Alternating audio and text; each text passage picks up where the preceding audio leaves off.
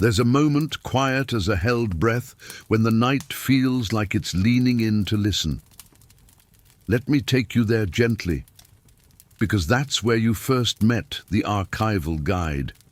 Not in a dream, not exactly, but in that softened space where your mind drifts loose and the world loosens its grip. Maybe you remember it, maybe it's only a feeling now. Either way, let's walk back to it together, slowly. It happened on a night when you were tired in that deep, ancient way. The kind of tired that doesn't just live in your muscles, but sits behind your thoughts like a long, low ache. You had been lying there, half turned towards sleep, half keeping watch over the thoughts you weren't quite ready to let go of. The room was dim, the air warm, and the darkness felt like soft fabric brushing against your skin. And then, a presence. Not startling, not sudden. More like noticing a second heartbeat, already in rhythm with your own. The archival guide didn't appear with a face at first, only a warmth, a listening, a kind of patient gravity. You sensed them the way you sense someone slipping a blanket over your shoulders, not by sight, but by gentleness. You might have wondered, had they always been there? The question rose, floated and dissolved before it could disturb the quiet. They spoke to you in a voice that felt like a memory of a voice. Soft, low, unhurried. That tone had a way of reaching into the knots inside you, not to pull or undo them, but just to acknowledge them. The way someone might rest a hand on yours and say, "You don't have to carry this alone tonight." The words themselves didn't matter as much as the warmth that settled after them, a kind of inner hush that you hadn't realized you'd been yearning for. You didn't sit up, you didn't need to. The guide seemed to arrive at your bedside like a familiar breath, as if they had been walking beside your thoughts for years, waiting for a night when you were soft, quiet enough to notice. I think that's what struck you most, how natural it felt. No drama, no wonder, just recognition. As if part of you whispered, "Ah, there you are." Even now, when you think back, it's not their appearance you remember. It's the sensation of being met exactly where you were, without judgment, without expectation. They didn't try to fix you or wake you or redirect you. They only invited you, gently, slowly, into a softer part of yourself, into a feeling of being held by something older and more patient than your worries. And maybe you asked, in a quiet corner of your mind, "Why are you here?" The guide's response was a faint smile in the dark, a warmth that pulsed close to your heartbeat. "I'm here to walk you to rest. You don't have to go alone." And that was the beginning, simple, subtle, and deeply human. The night you finally allowed someone, even in this gentle, dreamlike way, to guide you towards sleep. There's a particular hush that settles around you when the archival guide invites you to stand.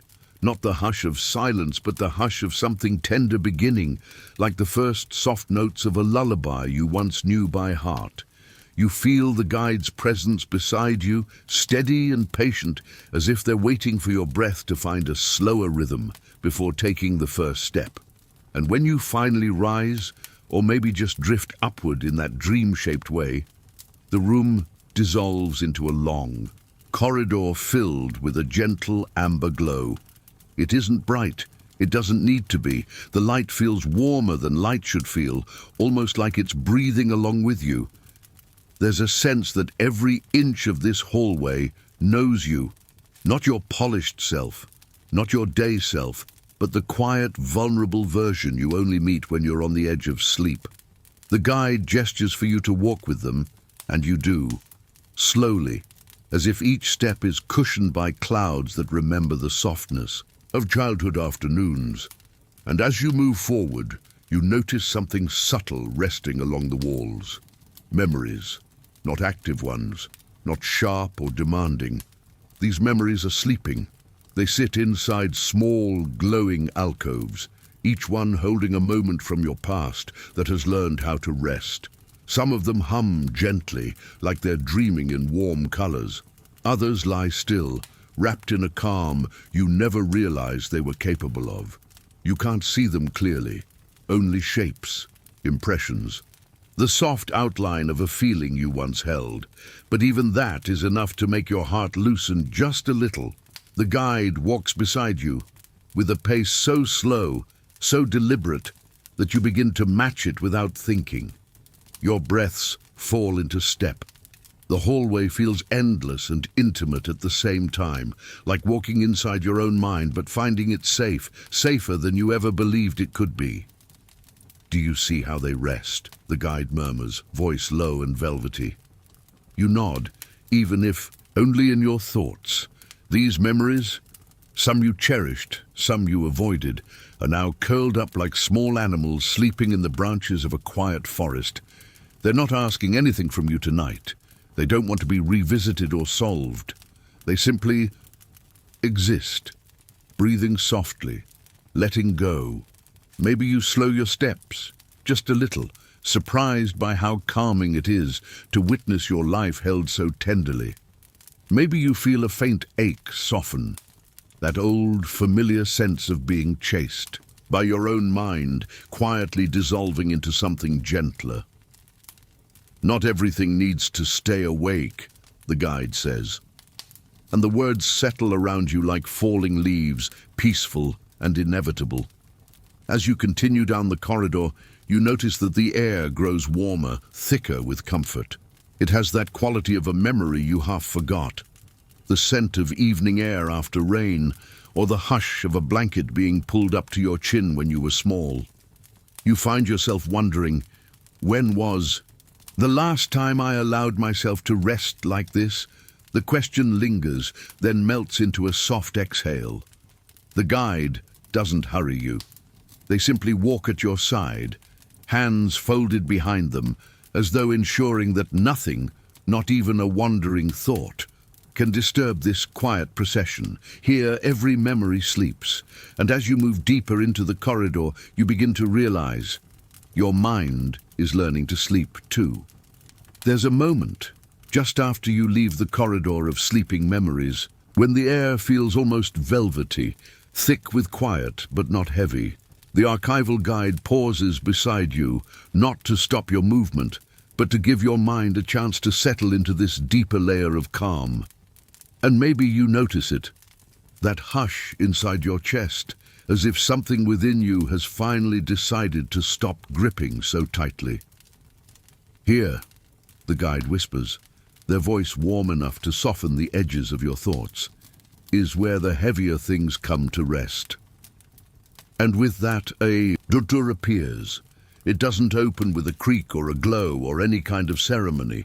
It simply yields, the way a gentle hand yields when you lean into it. Beyond it lies a library, vast, warm, and impossibly quiet. The air carries the faint scent of old pages and soft dust, the kind that makes you want to breathe deeper, slower, as though every inhale is an invitation to set something down. You step inside, and the first thing you notice is how high the shelves rise. They're built from warm, honey-colored wood, each one lined with objects rather than books. Some are small, a folded note, a tiny stone, a piece of fabric. Others are larger, the shape of an old fear, the outline of a long-kept worry, even the faint shimmer of a thought you carried for years without knowing why. But none of it feels frightening. Not here, not with the guide beside you. "These," they say softly, "are the weights you've carried without realizing how long your hands have been tired." And something inside you sinks, not downward, but inward, as though you're settling into yourself more deeply than ever before. You move slowly between the aisles, and the objects seem to hum with a familiar presence, not accusing, not begging, simply resting. You pause before a shelf, where a heavy, dark shape sits. It doesn't lean toward you. It doesn't pull. It only exists, calm and still. You don't need to name it. The guide doesn't ask you to. Instead, they reach out and run a gentle fingertip along the shape's surface, as though brushing dust off something precious. Their voice lowers, becoming almost a murmur beside your ear. Even the heaviest things can be put to rest. You feel a subtle shift inside your chest. That delicate loosening of a knot you thought had become part of your body. The weight you carried isn't taken from you. It's simply invited to sit on a higher shelf, somewhere it can finally sleep. You watch the guide lift the object, effortlessly kindly, and place it in a space warmed by soft amber light. The moment it settles, the air around you feels clearer, like a room that has just been aired out after years of being shut. "How many burdens," the guide asks, almost playfully, "were you never meant to carry alone?" You walk with them deeper into the library, each step quieter than the last, as though the floor itself is cushioning your movements. All around you, the forgotten weights, the silent anxieties, the unfinished thoughts, the old guilt that used to echo, are resting peacefully, tucked away where they can no longer press against you. And as you take another slow breath, you realize something gentle, something almost whispered inside your own heart. You don't need to hold everything tonight, not anymore, not with the guide here, not in this quiet, forgiving place where burdens finally learn how to sleep. There's a quiet shift in the air as you and the archival guide leave the library, not a change in temperature, more like the world itself exhales. You feel it along your arms, down your spine, that soft, hushed signal that the night is about to deepen and you're about to sink with it. The guide walks just ahead of you, their movements slow enough that you naturally fall into step. It's almost as if each footfall is an invitation to let the day loosen its hold on you. You follow them through a small archway where the light dims into something warm and golden, and before you lies a staircase, spiraling gently downward as if dipped into amber. "These steps aren't for rushing," the guide murmurs, turning their head so their voice brushes softly across your thoughts. "They're for settling." And with that, you begin the descent. The first step feels almost like floating, not weightless, just less burdened. As if gravity itself has softened to make room for you. You take another step, and the world grows quieter. The quiet isn't empty, it's full of warm stillness, full of your own breath stretching out just a little longer than before. The guide walks with you at a pace so gentle it almost feels like time slows to match it. "Do you notice," they ask softly, "how each step makes your thoughts a little calmer?" And you do. It's subtle, like watching dust drift in a sunbeam, delicate, slow, inevitable. Thoughts that were once quick and bright fade into soft, dim embers. Patterns that used to loop and tangle begin to rest, as if lulled by the rhythm of your movement. Another step, another soft unwinding. On the next landing, you pause for a moment without being told to, because something in you wants to savor the stillness here, the way you might savor the last warm sip of tea before sleep. The guide stands beside you, hands loosely clasped, watching you with that serene, knowing warmth. "You're doing beautifully," they whisper, and somehow the simple words feel like a gentle hand, resting between your shoulder blades, steadying you. You continue downward. The steps widen, your breaths deepen. Time stretches out into something soft and velvety, like dusk lingering a little longer just for you. You start to feel a faint hum under your feet, a slow, steady pulse, like the heartbeat of the night itself. It doesn't startle you, it comforts you. It feels ancient, familiar, as if you've walked these stairs in other lifetimes or other dreams, each time leaving a little more weight behind. "Most people," the guide says quietly, "don't realize how loud time becomes during the day. They give you a soft smile. But here it knows how to hush. The staircase gradually narrows, guiding you into deeper calm, deeper quiet. The edges of your thoughts blur, soften, and drift like slow-moving clouds at twilight. It becomes harder to remember what you were thinking about before you stepped onto the stairs. Harder and also less important. Each step feels like sinking into a warm pool where gravity becomes gentle and the mind becomes buoyant. And when you reach the final step, you realize your breathing has found a new rhythm. Slow, smooth, almost tidal. Good, the guide murmurs, standing at your side again. Let time move like this for a while. You don't argue, you don't need to, because down here, in this place where night deepens and mind unravels, slowing time feels like the first true rest you've had in a long while. There's a certain lightness in the air as you step off the final stair, a shift so delicate you almost miss it at first. It's like the space around you inhales, then holds that breath in a warm, gentle stillness. The archival guide moves ahead of you, their steps soundless on the floor and gestures toward a doorway shaped like an open sigh. Beyond it lies a room filled with the faintest shimmer, as though the air itself has tiny specks of sleep drifting inside it. You catch one of them on your fingertip without meaning to, and it dissolves into warmth that spreads through your hand and up your arm. A softness, a quietness, a loosening. This, the guide whispers, is where your thoughts learn how to lighten. You move into the room, and the first thing you feel is the gentleness.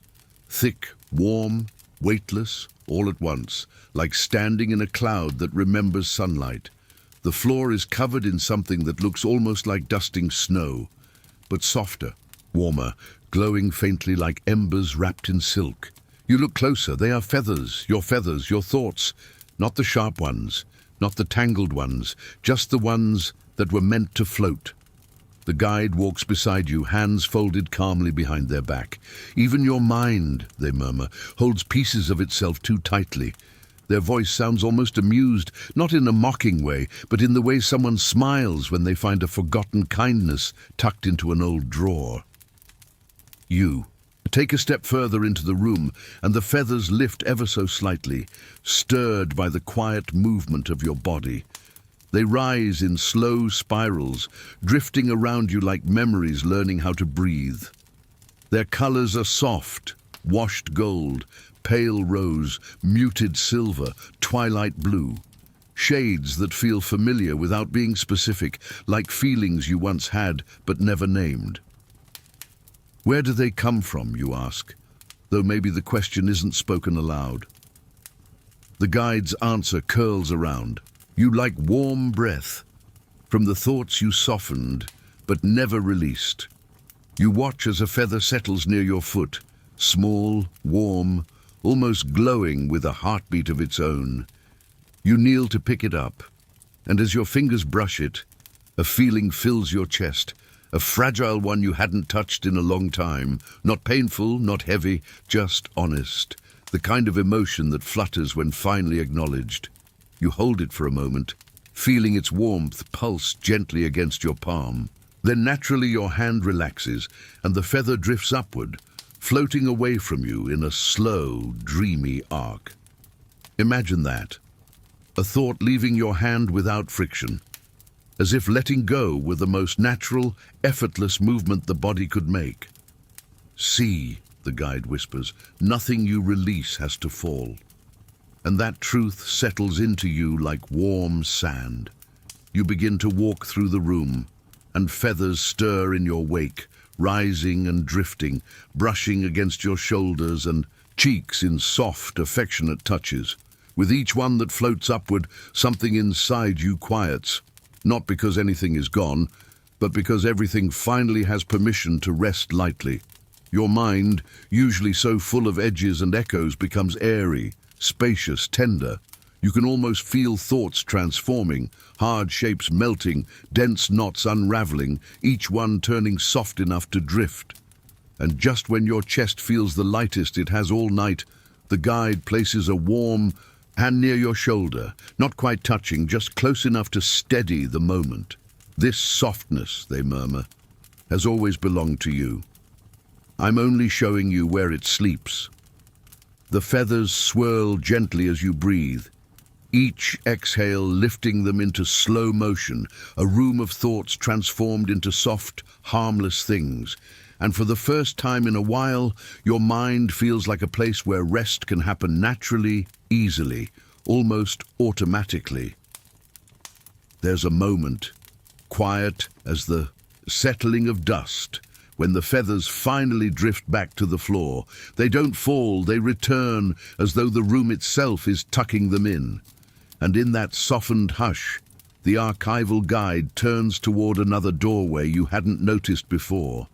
It's narrow, curved like the crescent of a moon, and the air around it hums with a faint, velvety stillness. This next part, the guide says gently, is where you meet the one who has always waited for you. Their tone isn't dramatic, but something about it makes your breath slow in your chest, widening into a deeper rhythm.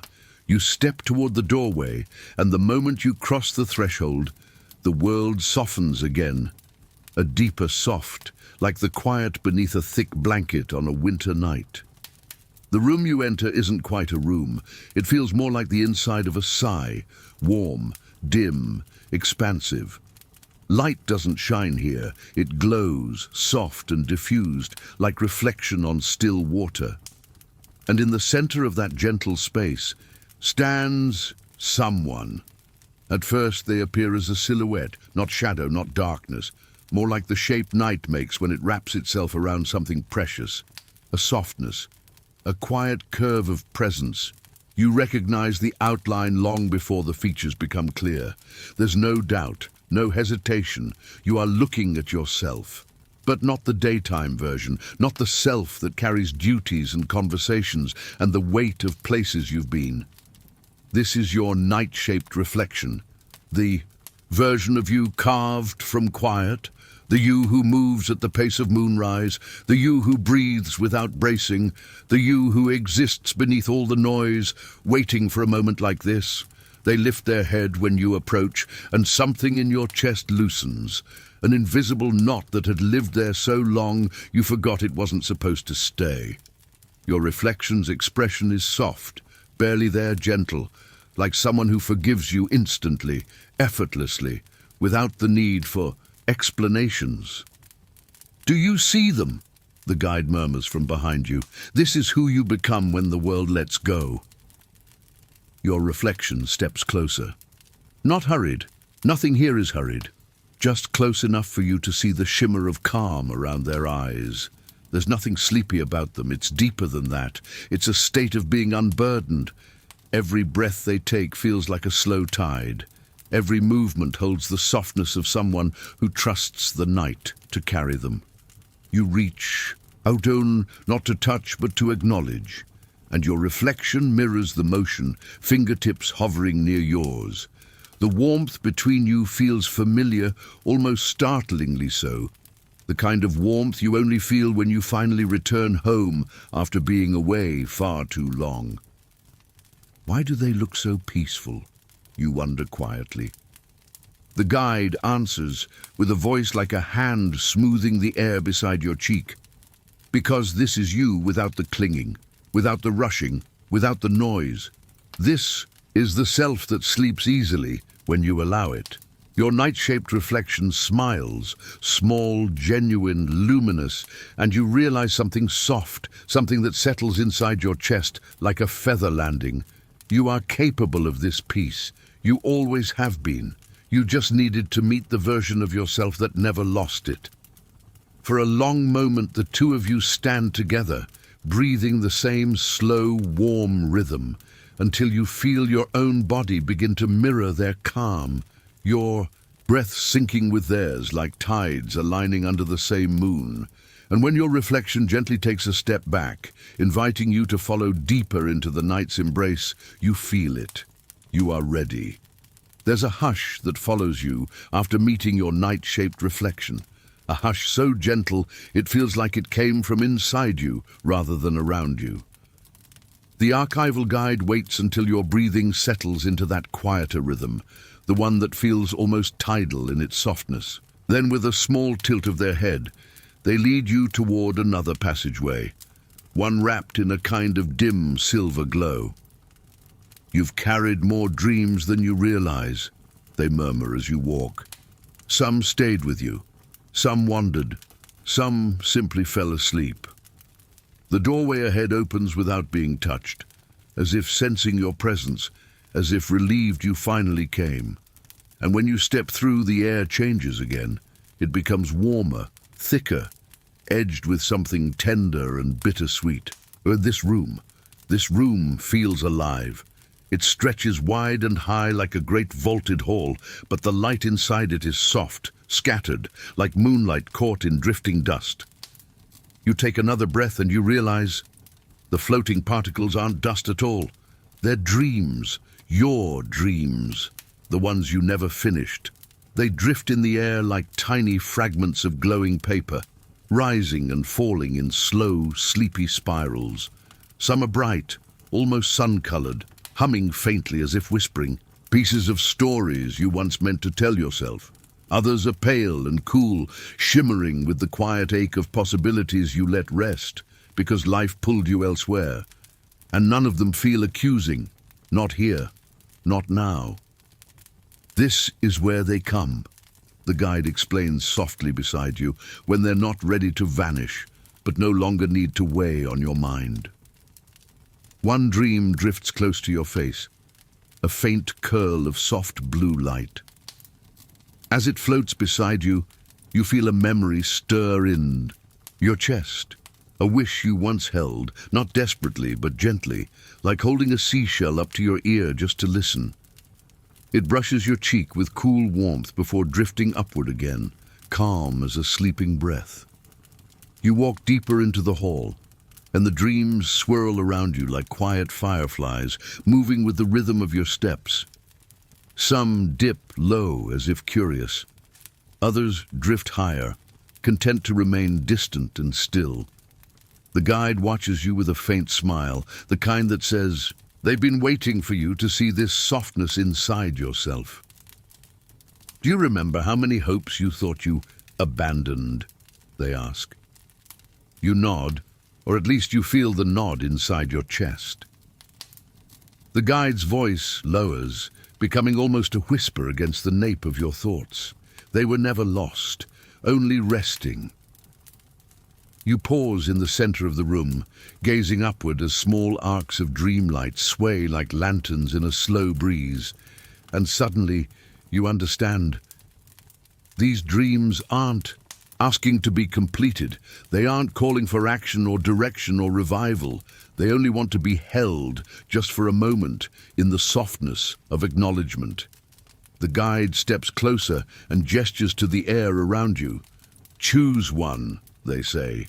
"Not to pursue, not to solve, just to carry with you as you drift into sleep." You close your eyes, and one dream floats naturally into your hand, warm as a palm pressed gently against your own. It doesn't tell you its story. It doesn't need onto. Its presence feels like a quiet pulse, a reminder of something tender within you that never stopped breathing. You hold it to your chest, and it melts into a slow, glowing warmth behind your ribs. Not a spark, not a fire, but a soft ember meant only to soothe. And in that moment you realize you are allowed to rest inside a dream, even one you never finished. There's a certain softness that settles over you after the dream melts into your chest, a softness that feels almost like a hand smoothing the fabric of your thoughts. The archival guide watches you for a moment, their expression gentle and quiet, as though making sure the glow inside you has settled just right.